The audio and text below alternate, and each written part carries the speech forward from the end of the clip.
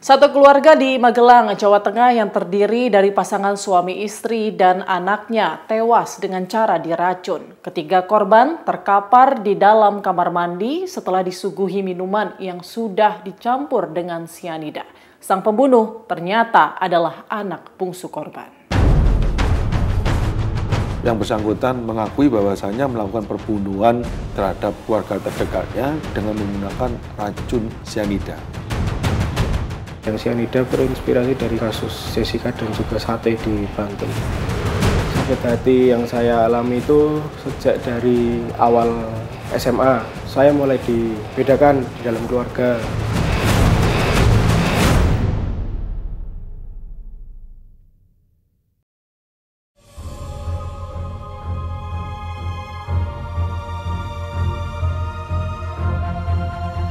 Di rumah Jalan Sudiro, Gang Durian, Dusun Prajenan, Desa Mertoyudan, Kabupaten Magelang, Jawa Tengah inilah awal mula peristiwa tragis itu terjadi. 3 nyawa terenggut sekaligus dalam waktu yang hampir bersamaan. Abbas Ashar, 58 tahun, dan istrinya Heri Riani, 54 tahun, tewas terkapar di dalam kamar mandi. Begitu pula dengan anak sulungnya Dea Khairun Nisa yang berusia 25 tahun. Mereka diracun dengan menggunakan sianida. Aparat kepolisian yang mendapat laporan langsung mendatangi lokasi kejadian. Olah TKP pun dilakukan. Di sini langsung saya terjunkan tim dari Resmob dan juga unit identifikasi, dalam ini adalah Inavis, beserta juga dari jajaran Intelkam dan anggota Polsek untuk datang ke TKP. Ya. Yang pertama kita melakukan penutupan TKP terlebih dahulu dengan menggunakan garis polisi lain agar siapa saja baik yang ada di dalam itu tidak bisa keluar dan yang di luar pun tidak boleh masuk. Ya, agar dengan harapan TKP steril. Semua informasi baik dari keluarga maupun warga sekitar dikumpulkan. Sampai akhirnya polisi mencurigai anak bungsu korban sebagai pelaku utama yang telah meracuni keluarganya sendiri. Yang bersangkutan tidak mau untuk orang tua, kakak kandungnya dilakukan otopsi. Sedangkan dari pihak saudara keluarga korban itu bersedia untuk dilakukan otopsi. Nah, disinilah ada kejanggalan terhadap si anak kedua daripada keluarga korban, yang mana kami menduga yang bersangkutan adalah pelakunya. Kecurigaan polisi semakin kuat. Sampai akhirnya dalam waktu singkat anak bungsu korban ditetapkan sebagai tersangka. Setelah kami melakukan pemeriksaan, yang bersangkutan mengakui bahwasannya melakukan perbunuhan terhadap keluarga terdekatnya dengan menggunakan racun atau zat kimia berupa sianida. Adalah Deo Dava Syahdila, pemuda pelontos berusia 22 tahun inilah yang meracuni ketiga korban.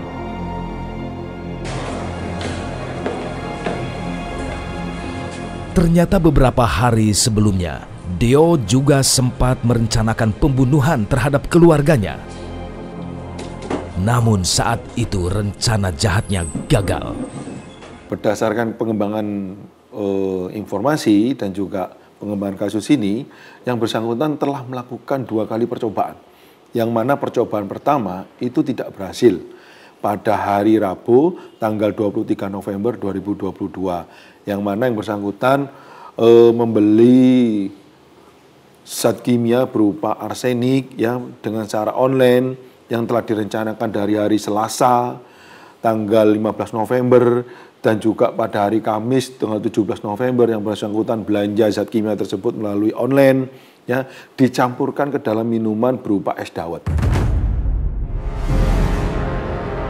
Inilah barang bukti yang disita polisi dalam kasus tewasnya satu keluarga di Magelang, Jawa Tengah. Barang bukti yang kita sita utamanya adalah racun ya. Racun yang kita sita dari dalam mobil yang disewa pelaku untuk mengambil barang itu sebelumnya. Jadi racun itu disimpan di dalam konsol box di tengah, disembunyikan di sana, dan kuncinya selama pagi itu, kunci kontak mobil itu dikantongin terus sama si pelaku. Terus kita juga sita gelas, 3 buah gelas yang dari awal kita sudah curigai itu. Gelas itu seperti bersih, baru dibersihkan.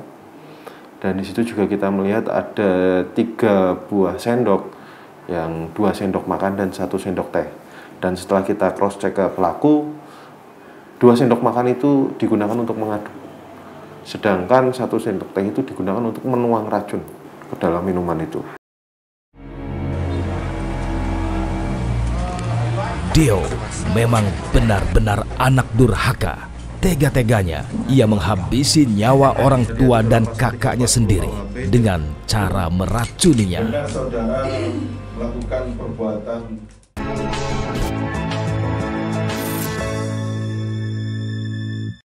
Deo Dava Syahdila adalah anak durhaka yang telah meracuni orang tua dan kakak perempuannya. Dan berikut pengakuan Deo kepada tim menyingkap tabir saat ditemui di Mapolresta Magelang.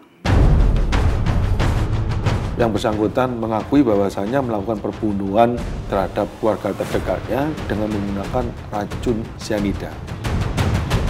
Yang cyanida berinspirasi dari kasus Jessica dan juga sate di Banten.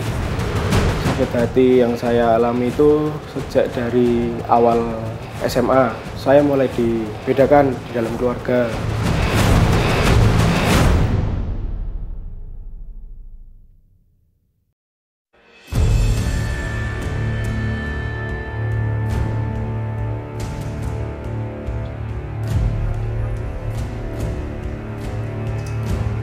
Deo Dava Syahdila, pemuda yang tega menghabisi keluarganya dengan cara diracun, kini jadi pesakitan. Tim menyingkap tabir sempat berbincang dengan Deo, dan inilah pengakuan Deo kepada kami.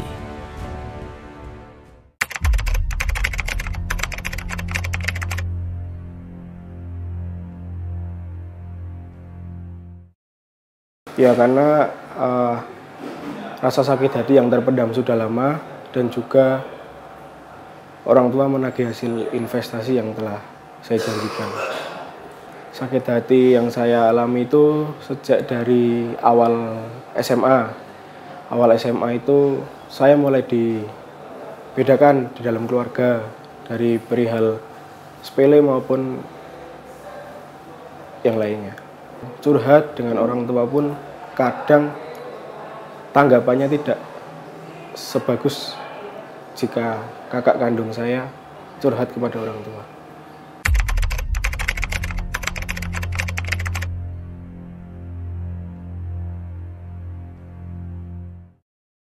Setiap pagi itu kan biasalah untuk keluarga membuat teh.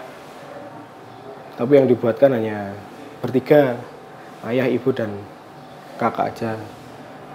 Terus habis itu di hari Senin itu tanggal 28 November itu udah ada niatan untuk mencampuri di dalam teh, dan waktu itu kakak membuat kopi. Terus saya campurkan kalium CN itu ke dalam minuman masing-masing.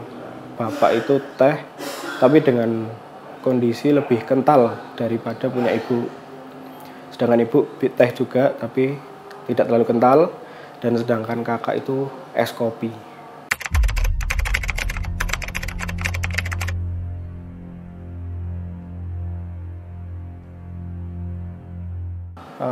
Untuk urutan yang pertama itu dari ibu dulu. Ibu itu mulai mual dan muntah. Lalu saya sempat menanyakan, kenapa Bu? Terus tidak lama disusul bapak di beda kamar mandi. Itu juga mual dan muntah. Dan ketika saya di posisi dekat kamar mandi bapak, itu Mbak bangun dari tempat tidurnya dan mengatakan mau muntah gitu, lalu ke kamar mandi juga. Dan tidak lama terdengar suara seperti benturan dan jatuh.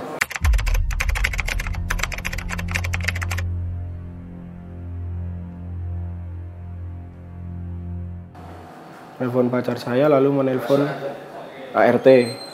Yang datang pertama itu ART, lalu membantu membopong dari kamar mandi ke tempat tidur terdekat.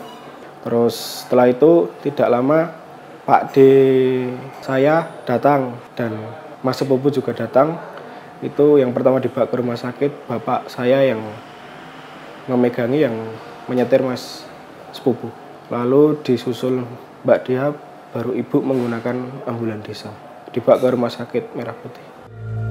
Sebelumnya, Deo juga sempat meracuni keluarganya dengan mencampur arsenik ke dalam minuman dawet, namun saat itu rencananya tidak berhasil. Untuk yang dawet itu, saya beli di suatu tempat, itu membeli 4 bungkus. Membeli 4 bungkus, lalu saya bawa pulang, dan di dalam perjalanan pulang saya mampir sebentar untuk mencampur 1 pouch arsenik itu yang berisi 5 gram, itu dibagi 4 ke dalam 4 plastik dawet tersebut.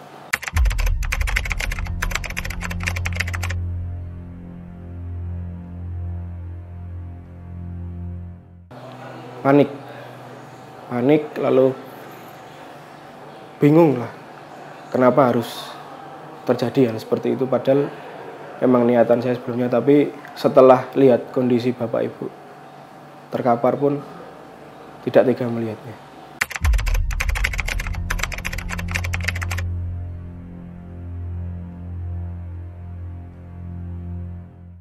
Untuk yang arsenik itu terinspirasi dari kasus Munir, sedangkan yang cyanida dari kasus Jessica dan juga sate di Bantul. Kepada kami, Dio Dava Syahdila juga sempat menceritakan soal uang 400 juta rupiah yang menjadi salah satu sumber malapetaka ini.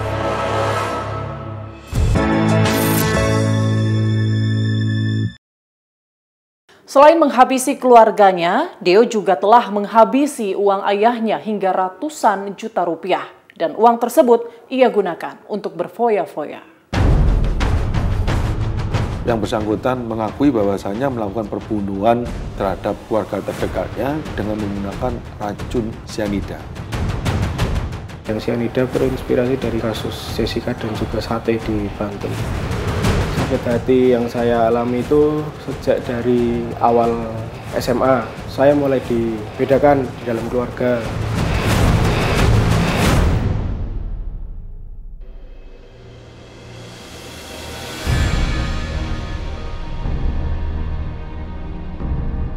Rupanya bukan hanya soal sakit hati yang membuat Deo Dava Syahdila tega menghabisi nyawa orang tua dan kakak kandungnya. Alasan kerap ditagih hasil investasi yang ia janjikan kepada orang tuanya juga jadi salah satu pemicu. Selama ini Deo sudah memakai uang orang tuanya sebanyak 400 juta rupiah. Alasannya uang tersebut akan digunakan untuk modal kerjasama dengan sebuah perusahaan. Padahal itu hanya akal-akalan Deo semata.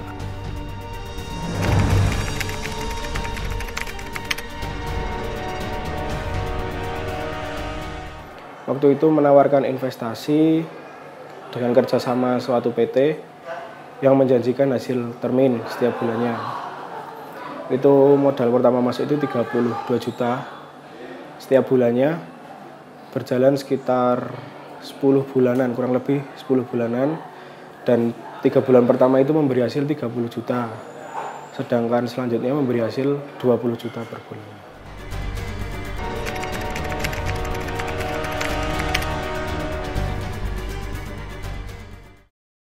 Tidak ada.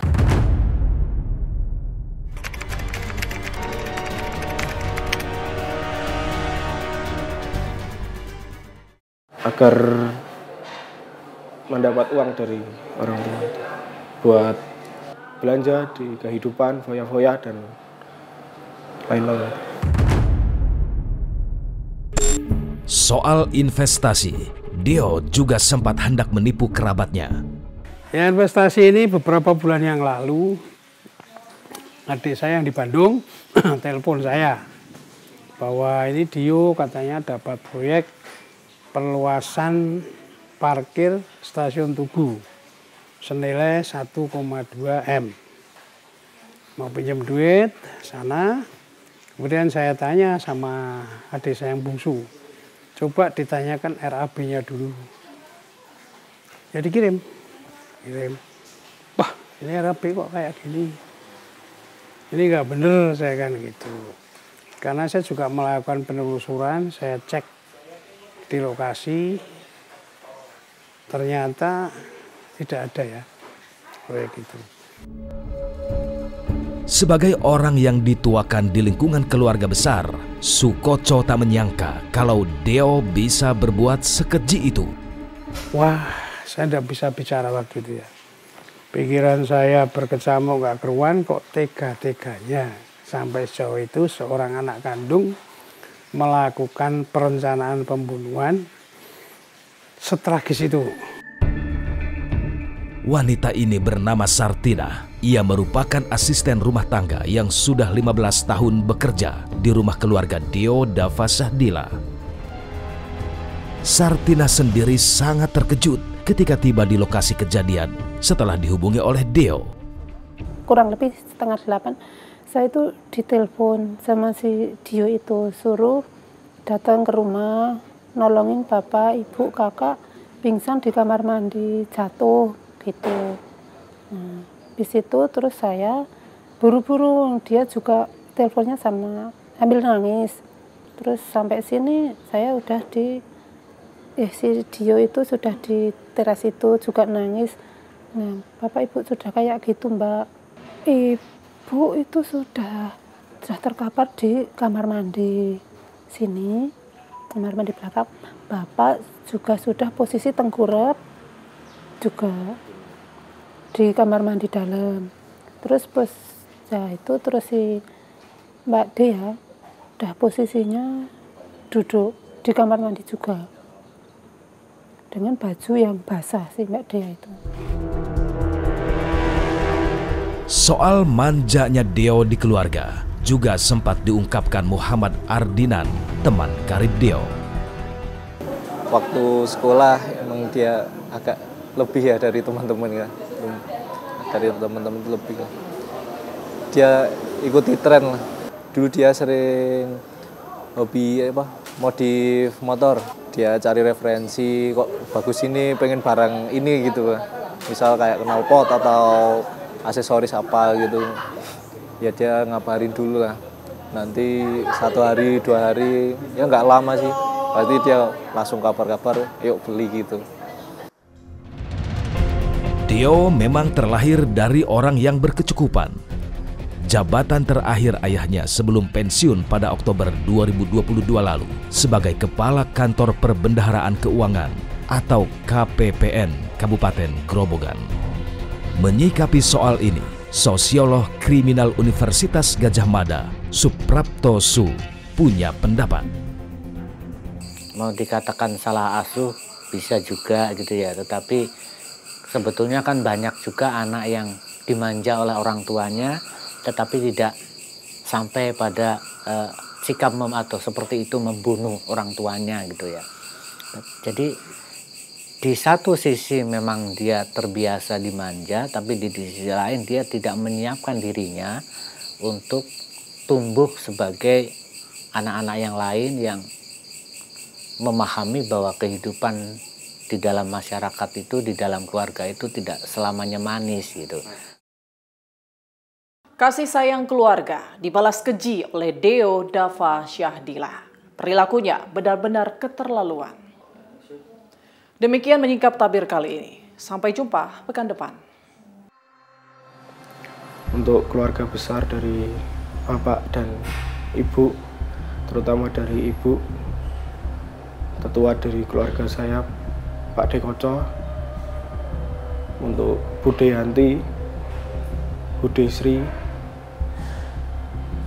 Pak Dedul, Pak Delarto, Pak De Agus, dan Tante Wiwi, saya mengucapkan permintaan maaf yang sedalam-dalamnya atas perbuatan yang telah saya lakukan kepada keluarga saya, yaitu kedua orang tua saya dan juga kakak kandung saya.